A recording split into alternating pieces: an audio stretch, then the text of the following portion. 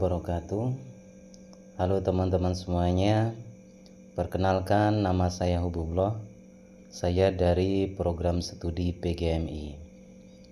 Dalam hal ini saya akan mencoba menjelaskan tentang peranan akal dan wahyu dalam kaitannya di dalam ilmu kalam.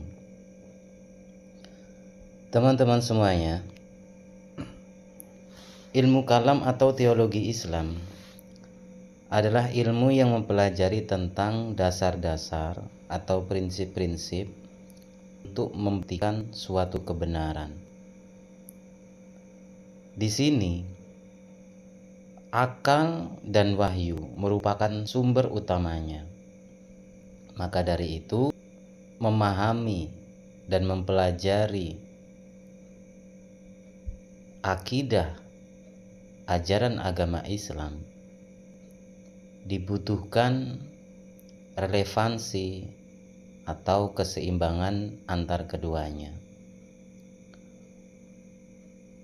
Peran Al-Quran atau sebagai wahyu Tuhan merupakan sumber pengetahuan pokok untuk memahami dan mempelajari akidah Islam itu sendiri.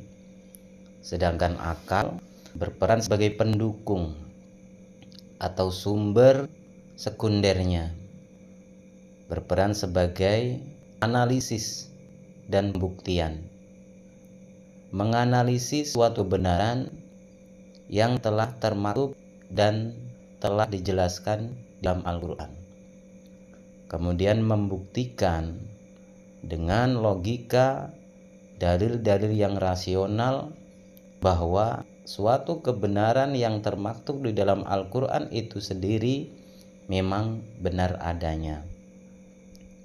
Dalam hal ini, pada prinsipnya, akal tidak boleh mendahului wahyu atau Al-Quran sebagai sumber utamanya. Jikalau akal menempati posisi yang lebih dominan, maka yang terjadi adalah salah faham dalam memahami dan mempelajari akidah Islam itu sendiri. Untuk itu, akal di sini harus mempunyai batasan-batasan tertentu yang telah diatur dalam hal ilmu teologi Islam.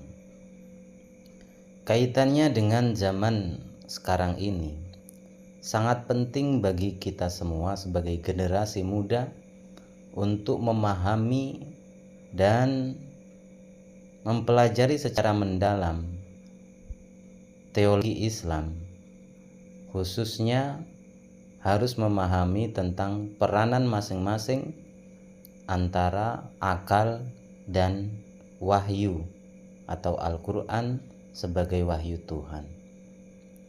Jika tidak, tentunya kita tidak bisa menyaring faham-faham dari luar yang di situ tidak jelas dari mana asal dan mungkin justru akan meracuni, mengotori kemurnian dari akidah Islam itu sendiri.